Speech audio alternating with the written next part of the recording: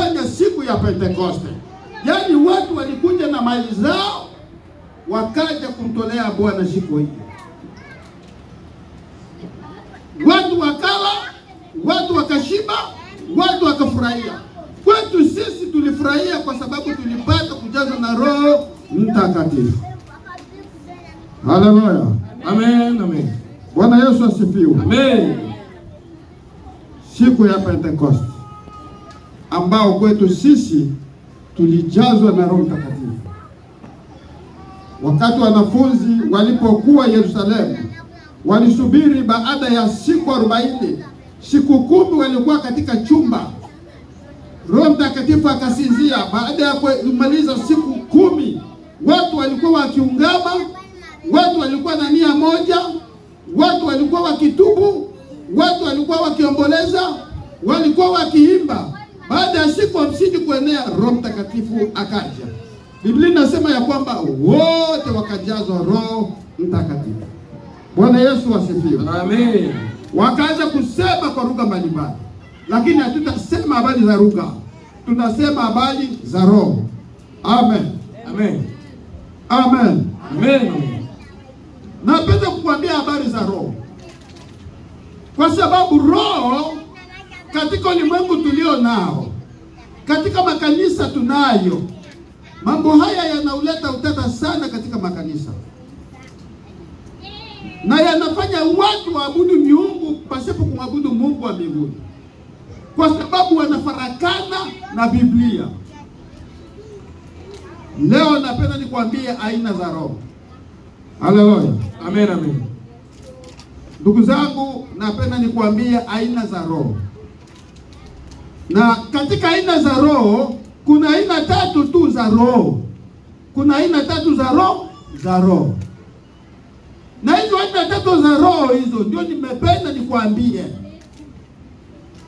Wewe ambao unajazwa na Roho kila wakati, wewe ambao unaongozwa na Roho, sisi walokote tunaongozwa na Roho, maana ndio msaidizi tumepewa. Lakini elewa ni roho gani ambayo unitumikisha katika maisha yako.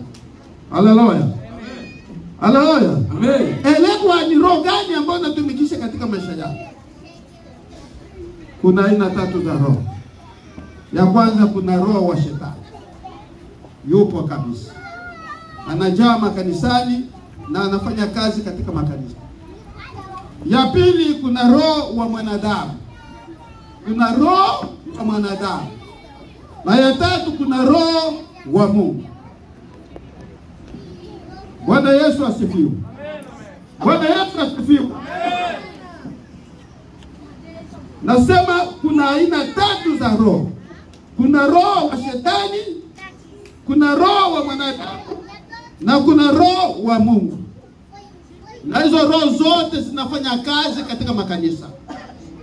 Na hizo roho zote zinafanya kazi katika maibada. Tunapokusanyika, hizo roho zinafanya kazi. Tunaposimama kwenye maibada, hizo roho zinafanya kazi. Lakini leo napenda utambue roho gani ambayo utaitumikisha katika maisha yako. Amen. Amen. Roho wa Bwana kakaa juu ya vilindi vya maji. Katulia. Hapo ndipo somo letu lipo. Na kila roho ina asili yake, na ina nguvu yake, na ina mahali pake pa kukaa. Haleluya. Nasikia hizo roho. Kila roho katika hizo roho 3 ina asili yake ya kuishi, na ina mahali pake pa kukaa. Na kila roho ina nguvu zake ambazo anazozitumikisha. Tutaziona hapo. Hizo roho 3 tutaziona. Bwana Yesu asifiwe. Haleluya. Amen. Tunaanza roho wa shetani. Soma Timotheo wa kwanza sura ya 4:12. Soma. Barua ya Timotheo. Roho wa shetani. Tuone sasa. Wa kwanza 4:1-2. Tunafupisha. 1:2. Timotheo wa kwanza 4:2. Timotheo wa kwanza 4:1-2. Timotheo wa kwanza. Soma. Na wengine asome Matendo ya Mitume 5:3. Tukaji tafuta Matendo ya Mitume. Soma. Inasema hivi Timotheo kwanza. Moja mbili. Basi Roho anena waziwazi. Basi Roho anena waziwazi. Twende. Ya kwamba nyakati za mwisho. Nyakati za mwisho. Wengine watajitenga na imani. Wengine watajitenga na imani. Wengine watajitenga na imani. Roho za shetani. Twende. Wakisikiliza roho zidanganyazo. Wakisikiliza roho zidanganyazo. Na mafundisho ya mashetani. Na mafundisho ya shetani. Biblia inasema kwa unafiki wa watu wasemao unafiki kwa watu wanaosimama kusema uongo, wakichomwa moto zamiri za wenyewe, wakichoma moto zamiri zao wenyewe. Bwana Yesu asifiwe. Amen, amen. Bwana Yesu asifiwe. Amen, amen. Roho za nani huyo?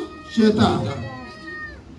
Hiyo ni roho za shetani ambao watu watasimama na mafundisho ya uongo, wakichomwa dhamiri zao. Soma Matendo. Matendo ya Mitume 5:3. 5 Matendo ya Mitume 3 unasema hivi. Matendo 5:3 inasema. Petro akasema. Anania, kwa nini shetani amekujaza moyo wako udanganye Roho Mtakatifu, kumwambia uongo Roho Mtakatifu, haleluya, na kuzuia kwa siri sehemu ya thamani ya kiwanja? Bwana Yesu asifiwe. Bwana Yesu asifiwe. Habari za Anania. Petro anamuuliza Anania, kwa nini Anania kusema uongo, kumdanganya Roho Mtakatifu? Roho za nani? Za mashetani. Sipo kanisani na zinafanya kazi kanisani. Timotheo amesema na Matendo ya Mitume amesema. Petro anamuuliza Anania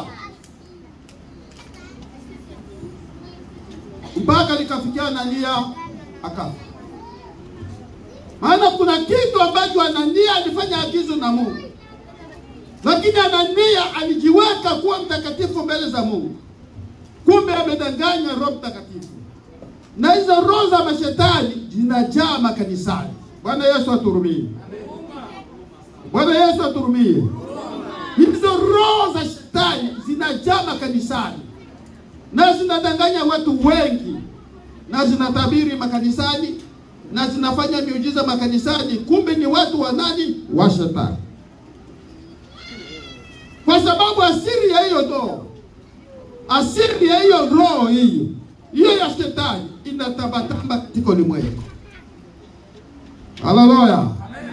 Hiyo roho ya shetani hiyo inawayawaya katika ulimwengu, inazunguka katika ulimwengu, ili watu wamezwe, ili watu watabiri mambo yasiyowezekana, na watu wengi wanafuata hizo roho. Bwana Yesu aturumie. Manabii wengi wamesimama siku hizi. Tunaona kwenye maruninga mambo ya ajabu sana.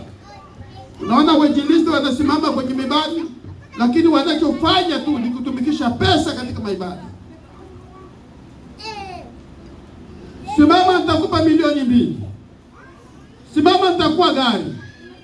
Simama nitakupa hivi. Biblia inasema roho za mashetani zimesimama katika makanisa. Na hizo roho zimedanganya watu wengi. Yakini tujiepushe nazo. Bwana Yesu asifiwe. Amen, amen. Nimesema aina za roho. Roho ya kwanza ni roho za shetani. Na hizo roho zinajaa makanisani. Anania alikuwa katika kanisa, lakini alikuwa akijengwa na roho ya nani? Roho ya shetani. Na ndio maana alisema uongo mbele za Mungu. Petro akamwambia, Anania, kwa nini unasemea Bwana uongo? Biblia inasema Anania akafa. Bwana Yesu asifiwe. Amen.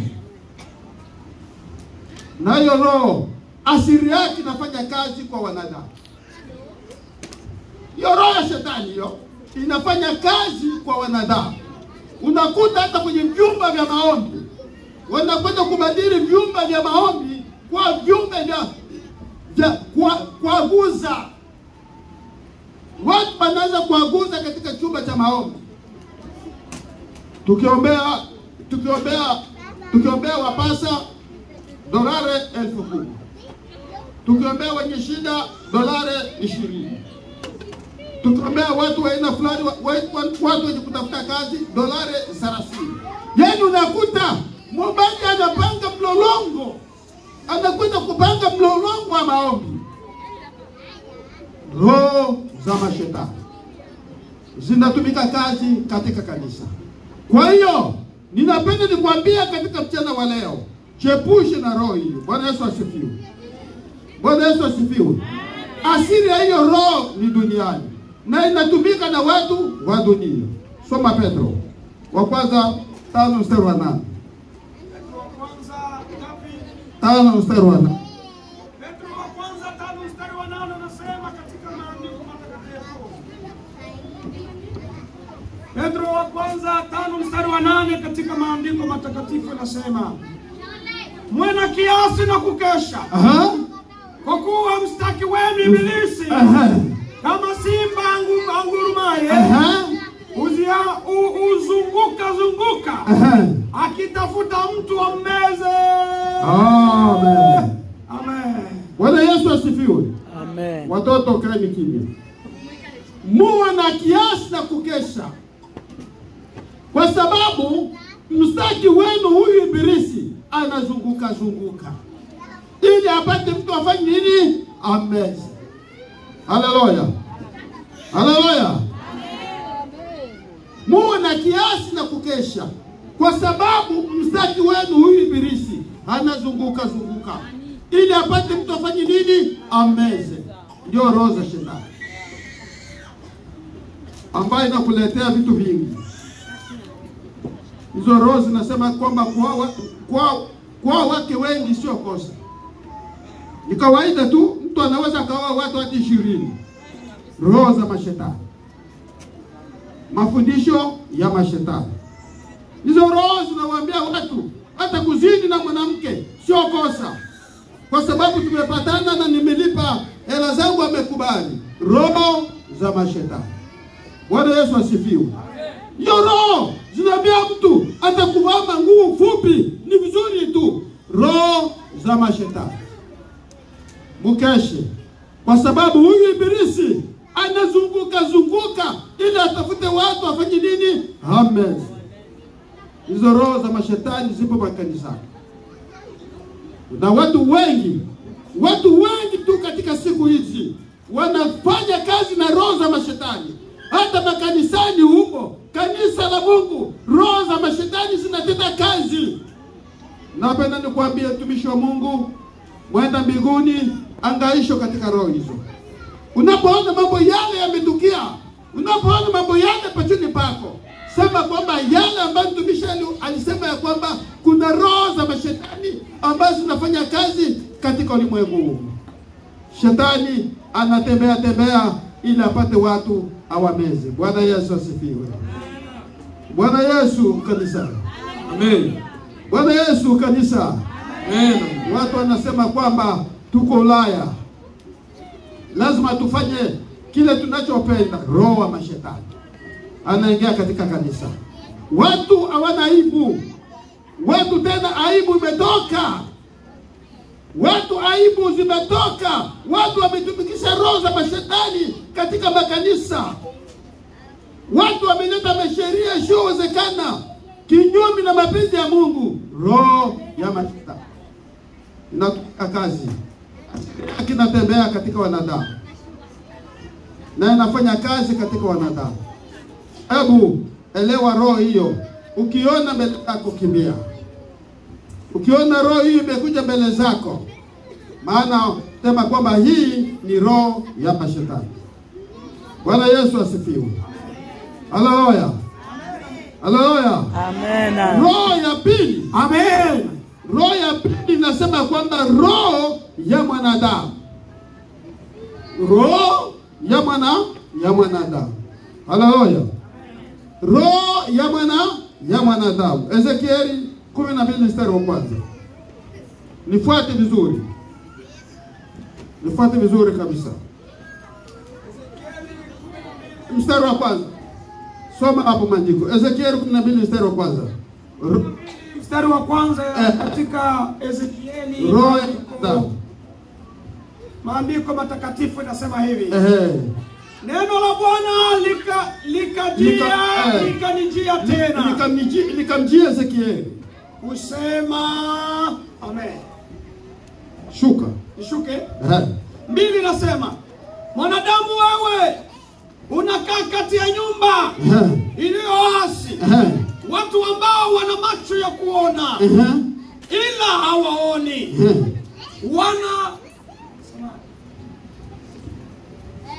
wanasikia, wana macho ya kuona ila hawaoni, wana masikio ya kusikia ila hawasikii. Haleluya. Kwa maana ni nyumba iliyoasi. Amen. Amen. Amen. Haleluya kanisa. Amen. Haleluya. Roho ya mwanadamu ni pumzi ya uhai iliyo ndani ya mwanadamu. Amen. Amen. Roho ya mwanadamu ni pumzi ya uhai iliyo ndani ya mwanadamu, inayotenda kazi ndani ya mwanadamu. Ni pumzi ya uhai iliyo ndani ya mwanadamu, na hiyo roho hiyo inatenda kazi ndani ya nani? Ya mwanadamu. Hiyo ndio inaitwa roho ya mwanadamu. Kwa hiyo ni pumzi ambao ulipewa na Mungu, inayotenda kazi ya Mungu ndani yako. Bwana Yesu asifiwe. Ndio maana tunasimama tunaimba. Ndio maana tunasimama tunasifu. Ndio maana tunasimama tunafanya chochote hapa. Ndio maana tunasimama tunaomba, kwa sababu ni pumzi ya Mungu iliyo ndani ya mwanadamu. Bwana Yesu asifiwe. Hebu mnanifuata? Mnanifuata? Roho ya mwanadamu ni pumzi ya Mungu iliyo ndani yako. Na hiyo pumzi ya Mungu inatenda kazi ya Mungu, kwa sababu Mungu ndio alikupa hiyo roho. Bwana Yesu asifiwe. Ina kusudi. Hiyo roho ina kusudi kumwakilisha Mungu katika ufalme wake. Amen. Amen. Amen. Amen. Hiyo roho hiyo inawakilisha Mungu katika ufalme wake. Sisi tunawakilisha Mungu ulimwenguni. Ndio maana unaona tunacheza. Tucheze, tunacheza. Tuimbe, tunaimba. Tusifu, tunasifu. Pigeni makofi, tunapiga makofi. Ni pumzi ya Mungu ambayo tumepewa. Ni pumzi ya Mungu ambayo tumepewa. Itende kazi juu yetu. Iwakilishe Mungu katika ulimwengu. Bwana Yesu asifiwe. Ndio roho ya mwanadamu. Hiyo pumzi ambayo nayo ni roho ya mwanadamu. Inawakilisha hata ufalme wa Mungu uwepo hapa duniani. Haleluya. Haleluya. Inawakilisha hata ufalme wa Mungu uwepo hapa duniani. Jana nilibarikiwa sana. Kuna mtumishi mmoja alisimama akasema ya kwamba sisi ni wanani? Watu wakawa na majibu mengi sana. Watu wakawa na majibu mengi. Ni kweli, sisi tunawakilisha ufalme wa Mungu hapa duniani. Hiyo ni wajibu wetu. Kama ujue hivyo ni shida. Sisi ni watawala hapa duniani. Sisi ni wamiliki wa kila kitu. Hivi vyote ambavyo tunaviona, mwanadamu anavimiliki. Bwana Yesu asifiwe. Amen. Hata iwe nini mwanadamu anamiliki. Kwa sababu tuna pumzi ya Mungu katika ndani yetu, ili tuitende kazi ya Mungu, tuwakilishe Mungu katika ulimwengu. Maana sisi ni miliki za wapi? Za Mungu. Bwana Yesu asifiwe. Amen. Na hiyo roho haionekane kwa macho. Amen. Amen. Amen. Amen. Amen. Hiyo roho haionekane kwa macho. Unaweza ukagundua macho yako hivi, au chukua miwani uweke kwenye miwani utafute hiyo roho, au wewe ukaipata. Hata wenzetu ambao tumekuta huko wanaweza wanaitafuta hiyo roho waipate kabisa. Hawawezi. Kwa maana ni pumzi ya Mungu ambayo inawekwa ndani ya nani? Ya mwanadamu. Kila kitu wanaweza. Kila vitu anaweza. Naona vitu ambavyo anafanya vizuri tena vya ajabu. Lakini roho ya mwanadamu ambayo iliwekwa na Mungu mwenyewe haionekani. Asili yake ni wapi? Mbinguni.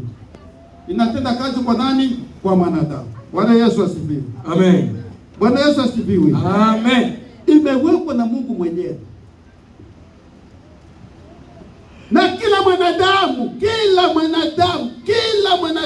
aliyeumbwa na Mungu ana hiyo roho. Amen. Amen. Amen. Amen. Kila mwanadamu ana hiyo roho. Kila mwanadamu aliyeumbwa na Mungu ana hiyo roho. Hiyo roho, pumzi ya Mungu ana hiyo roho. Hata walevi wanazo. Maana ni pumzi ya Mungu mwenyewe inatenda kazi ndani yake. Lakini kwa wengine itende kazi ya Mungu, kwa wengine inatenda kazi ya kulewa. Kwa wengine inatenda kazi ya uzinifu. Lakini kwetu sisi inatenda kazi ya kuwakilisha Mungu katika ulimwengu. Bwana Yesu asifiwe. Amen. Amen. Bwana Yesu asifiwe. Amen.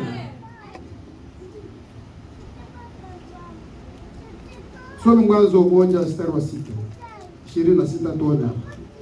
Mwanzo 26. Mwanzo 1:26 tuone habari ya zero roho. Bwana Mungu. Mwanzo 1:26. Bwana Mungu akasema. Mungu akasema na tumfanye mtu kwa mfano wetu. Kwa mfano wetu. Kwa sura yetu. Wamefanya kikao. Wakatawale samaki wa baharini. Ndege wa angani. Na wanyama. Na nchi yote pia. Na kila chenye kutambaa. Kitambaa juu ya nchi. Amen. Shuka. Shuke. 27 nasema Mungu akaumba mtu kwa mfano wake. Kwa mfano wa Mungu alimuumba mwanamume na mwanamke. Aliwaumba. Amen. Amen. Amen. Amen. Amen. Hapo chini kuna neno ambalo tulipenda tufikie hapo. Akawapulizia pumzi ya wa. Mtu akiwa nafsi hai. Mungu mwenyewe baada ya kuumba Adamu, akamchukua, akampulizia pumzi ya wa. Biblia inasema ya kwamba mtu akiwa mtu hai. Mtu sasa amekuwa mtu mzima. Nawezekana mtu alikuwa kama vile popi, hizi ambazo tunaziona huko, marobo katika jani. Waliumba, walifanya kikao, wakaumba, wakachukua udongo, wakaumba, wakakiweka pale. Lakini Mungu aliona kwamba haiwezekani. Wakasema sasa mtu afanyaje? Biblia inasema ya kwamba akapulizia pumzi ya uhai. Mtu akawa mtu hai. Roho ya mwanadamu. Bwana Yesu asifiwe. Amen. Hiyo ndio roho ya mwanadamu. Inatenda kazi kwa mwanadamu. Kwa sababu Mungu mwenyewe ndio alifanya jitihada ya kuumba mwanadamu na akapulizia pumzi ya uhai ili mtu awe mtu kamilifu. Ili atende kazi. Bwana Yesu asifiwe. Amen. Amen. Lakini watu wengi wanadhani kwamba Mungu yuko mtu kama sisi tulivyo. Mungu hafanani na wewe. Nadhani kama Mungu anavaa miwani kama sisi tunavaa. Hapana. Nadhani kwamba Mungu anavaa makoti. Hapana. Mungu hafanani na wewe kabisa, usijilinganishe na Mungu. Lakini kuna vitu ambavyo vinatulinganisha na Mungu. Amen. Amen. Amen. Amen. Kuna vitu ambavyo vinatulinganisha na Mungu. Mungu atakwenda kutupa vitu ambavyo vinatulinganisha na nini? Utawala. Amen. Amen. Utawala. Ametupa utawala ili kumiliki kila kitu ulimwenguni. Bwana Yesu asifiwe. Amen. Hivyo tu. Utawala na ufalme. Sisi tutawala na sisi tuwe wafalme katika ufalme wake. Bwana Yesu asifiwe. Amen. Haya mambo tu ndio yanatufanya sisi tulinganishwe na Mungu. Lakini hatuna kingine. Ndivyo maana alisema roho ikapuliza mtu na roho naye akawa mtu hai. Hiyo tunaenda kusema ndio roho ya mwanadamu. Bwana Yesu asifiwe. Amen. Bwana Yesu asifiwe. Amen. Amen. Utawala na ufalme. tumepewa utawala na ufalme. Ndio mambo ambayo yanakwenda kulinganisha sisi na roho wa mwanadamu. Ni pumzi ya Mungu ambaye imo ndani yetu, na roho wa mwisho ni roho wa Mungu ambaye anaitwa Roho Mtakatifu. Bwana Yesu asifiwe. Rudia Mwanzo sura ya kwanza na mstari wa kwanza mpaka 2. Rudia hapo. Mwanzo 1:2. Ndio.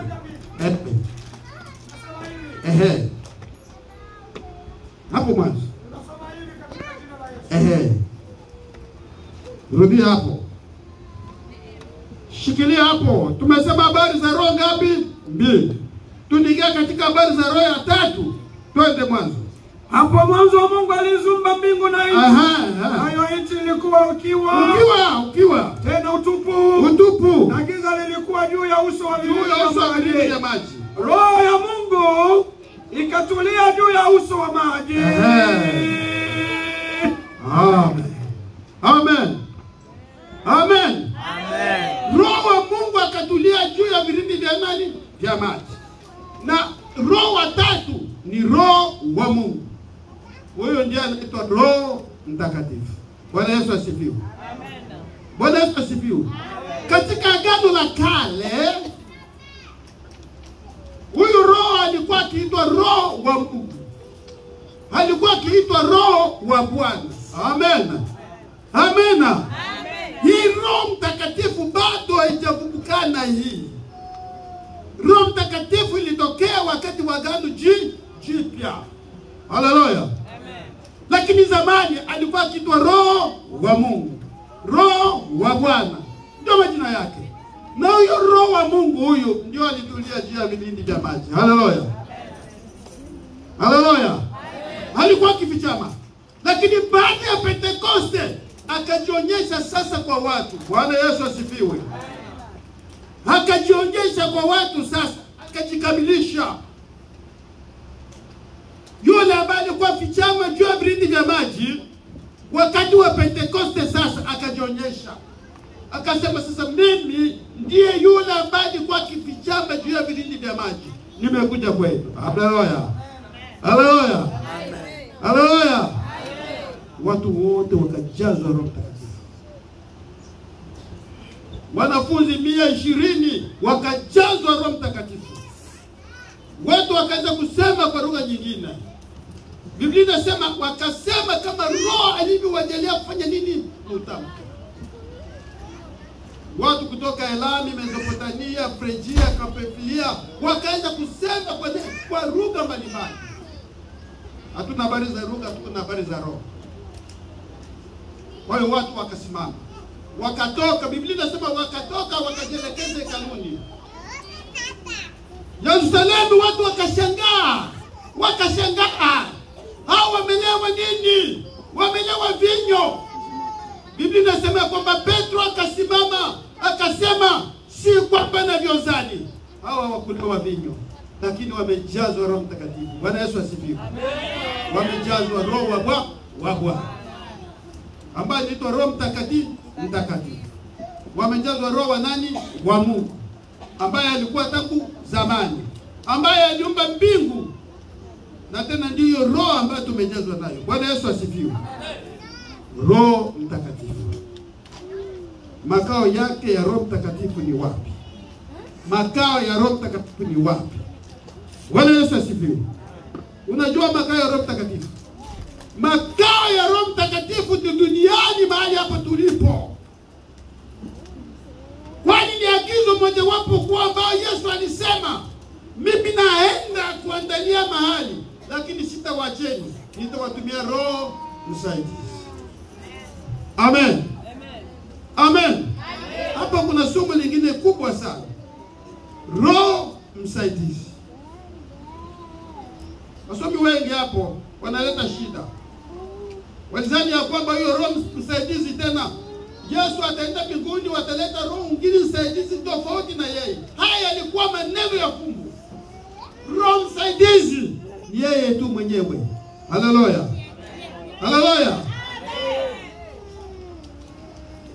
Wanafunzi wakajazwa Roho Mtakatifu. wakaanza kusema kwa lugha nyingine. Ndio roho sisi tunaye, Roho Mtakatifu.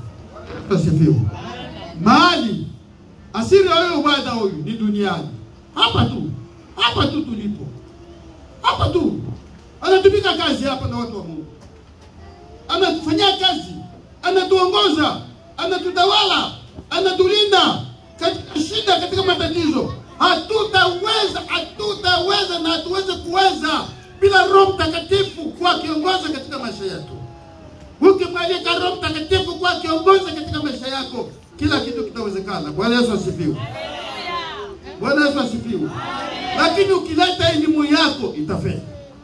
Lakini ukimtanguliza Roho Mtakatifu mbele, lazima mambo yako yaende.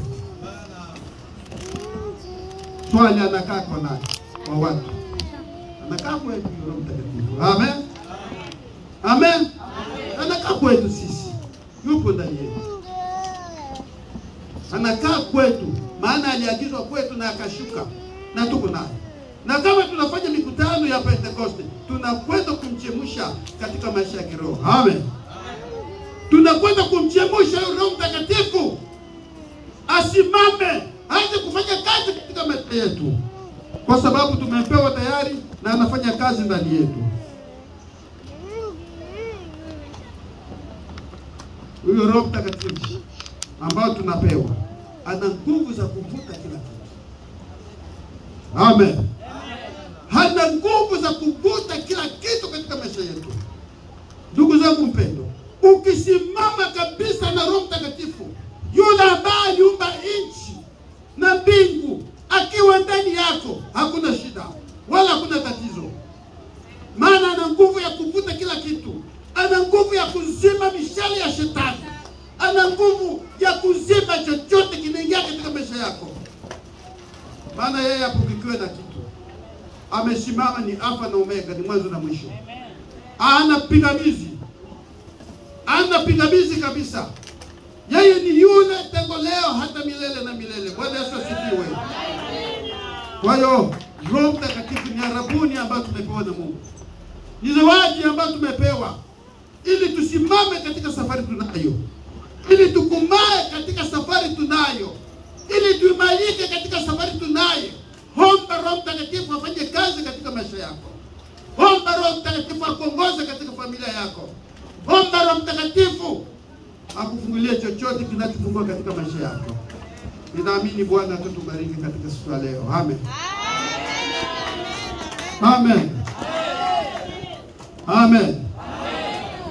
Tusimame tumwalike Roho Mtakatifu akaa katika maisha yako katika siku ya leo, akuongoze na kutawala. Maana kuna mtawala mwingine isipokuwa Roho Mtakatifu. Tuletee chorus. Simama mahali ulipo, mwalike Roho Mtakatifu. Agonjwa yana kusumbua, shida yana kusumbua. Mama, nimeshukuru na ushuhuda wako ambao umesema kwamba kuanzia 2019 unatafuta nini mzee wangu? Unatafuta permi. Lakini kwa leo umepata permi. Kwa hiyo shukuru Roho Mtakatifu amekufanyia kazi. Sio mapenzi yako, lakini Roho Mtakatifu amekufungulia kibali. Bwana Yesu asifiwe. Amen, amen. Simameni tuombe Mungu. Leta korasi. Mimi sasa leta korasi.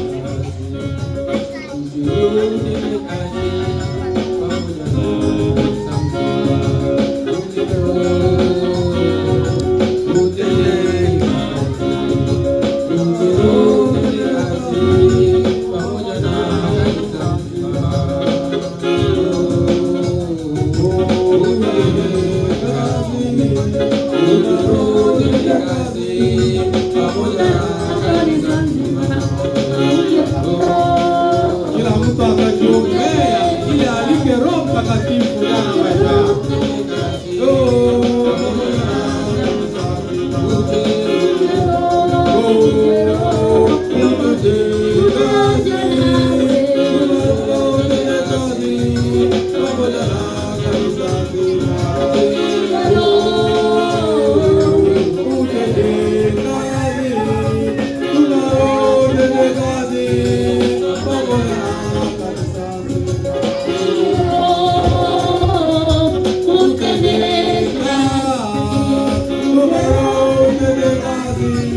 pamoja